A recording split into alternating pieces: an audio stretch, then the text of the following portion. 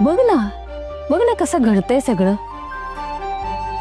अरे स्वतःच्या अंगावरच्या कपड्यांचा देखील त्याग केला त्यानं तिच्यासाठी. अरे सगळं निव्वळ योगायोग नाही वाटत. तो वरचा त्या दोघांची गोष्ट लिहितोय.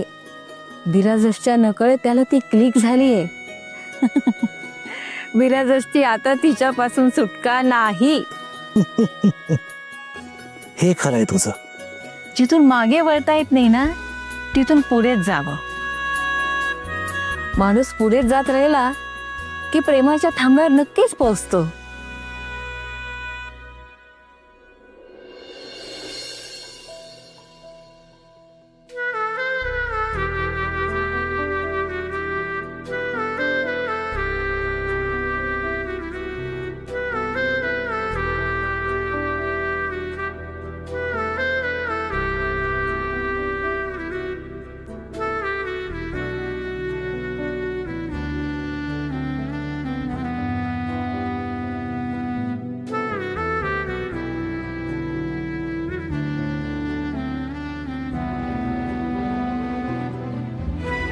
काय झालं? अहो बरं झालं यांनी मला वेळेवर बोलवलं, नाहीतर खूप अवघड झालं असतं. तुम्ही खरे यांचे आभार मानले पाहिजे. आता मी काही औषधं लिहून देतो, ती तुम्ही घेऊन या. आणि हो, तुम्ही आता कुठल्याही गोष्टीचं टेन्शन घ्यायचं नाही. दादा लग्न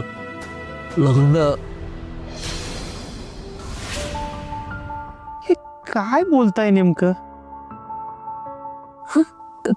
काही नाही. तुम्ही जरा बाहेर येता का? काय झालंय? अगं काही बोलायचं असेल त्यांना. हे राधा, पत्ते पाणी पण विचारून घे.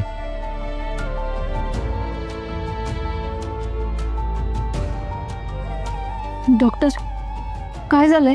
अहो एकतर पेशंट समोर बोलता येत नाही, ते लगेच हायपर होतात. आधीच त्यांची कंडिशन खूप क्रिटिकल आहे. तुम्ही माझं ऐका, त्यांना तुम्ही ताबडतोब ॲडमिट करा.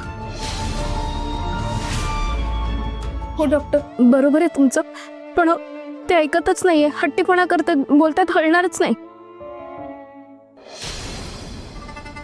ओरीचं लग्न म्हणजे ते तुमच्याविषयी बोलताय का? एनिवे हा तुमचा वैयक्तिक प्रश्न आहे, पण एक डॉक्टर म्हणून मी सांगतो, त्यांना ताण येईल असं काही करू नका. सध्या स्ट्रेस म्हणजे त्याच्यासाठी खूप घातक आहे. त्यांची प्रकृती खूपच नाजूक आहे. म्हणजे त्यांना काही होणार नाहीये ना? हो, पण त्यांनी औषधं नियमित घ्यायला हवी ना, आणि स्ट्रेस तर बिलकुल नको आहे. हे बघा, तुम्ही त्यांची काळजी घ्या. अशा परिस्थितीत कुठलीही चिंता मांडणं म्हणजे त्यांच्यासाठी खूप धोकादायक आहे. हे बघा, त्यांना जर का परत अटॅक आला तर ती जी गोळी मी देऊन ठेवली ना, ती त्यांच्या जिभेखाली ठेवायची. ओके, काळजी घ्या. येतो मी.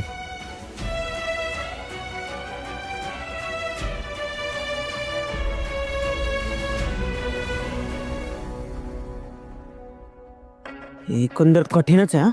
नाही म्हणजे काय होईल काही सांगताच येत नाही ना. म्हणजे चंदू शेटने औषधं बंद केली तर, स्वतःला काही त्रास करून घेतला तर. खरं तर म्हणून मी होकार दिला ग, घाबरून. सॉरी राधा, म्हणजे त्या क्षणी काय करावं मला सुचलंच नाही. आणि ते सगळं तुझ्यासाठी म्हणतायत का? त्यांचा तुझ्यावर आणि तुझा त्यांच्यावर फार जीव आहे ग. आपल्या माणसाचा जीव मोलाचा, म्हणून मी होकार दिला. अर्थात लग्न तरच होईल जर तुझी परवानगी असेल तर. आणि डॉक्टरांनी आता जे काही सांगितलं ते ऐकून तर जामच टेन्शन आलंय मला. म्हणजे आपण त्यांच्या मनाविरुद्ध काही बोललो आणि त्यांना झटका आला तर. चंदूशेठ, हे औषध चंदूशेठ नकोय मला. अहो असं काय करताय चंदूशेठ? मला औषध नको. काय झालंय? काय होतंय? चंदू काय धरलं? काय ठरलं? तुम्ही औषधं घ्या, आपण बोलू नये. तू काय निर्णय घेतला? पट्टीपणा करू नका, पाणी घ्या. नको मला. चंदूशेठ, का वागताय तुम्ही असं? तू माझं ऐकणार नसशील ना, तर मी पण तुझं नाही ऐकणार. चंदूशेठ, औषध तर घ्यावंच लागेल ना. मी मेलो तरी चालेल, पण तुझं लग्न बघायचं बा. मला तुला सुखात बघायचंय. बस झालं. खबरदार, जर मरणाची गोष्ट जरी केली तर काही होणार नाहीये तुम्हाला. कुठे जाऊ देणार नाही तुम्हाला. मला तुम्ही हवे आहात. माहितीये मला बा. काय करू, माझ्याकडे फार वेळ नाही.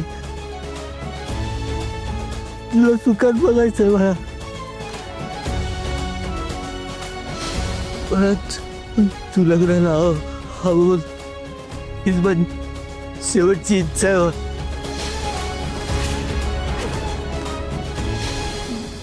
चंदूशेठ, काय झालं चंदूशेठ?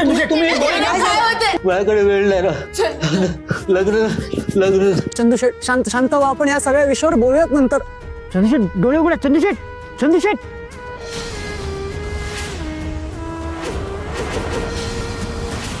मी तयार आहे.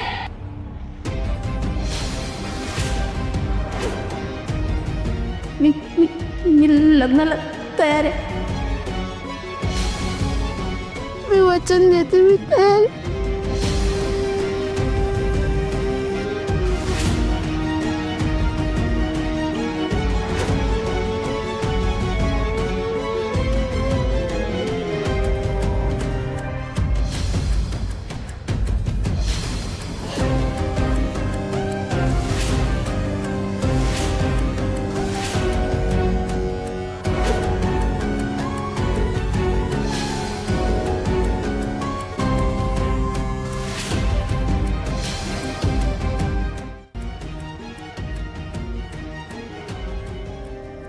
राधा, तू लग्नाला नाहीस ग, तुझ्या बर्बादीला होकार दिलाय. कॉंग्रॅच्युलेशन कुशेठ.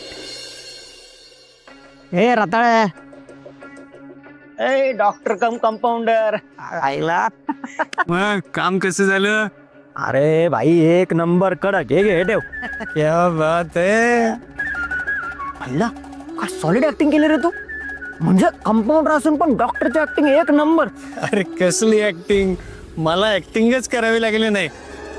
आणि तुला सांगतो, ते म्हातार कधी गचकेल राहू. म्हणजे कंपाऊंडर जरी असलो ना, तरी मला थोडं कळतं रे. तुझ्याशी लग्न जर नाही झालं ना, तर ते गचकेल बघ.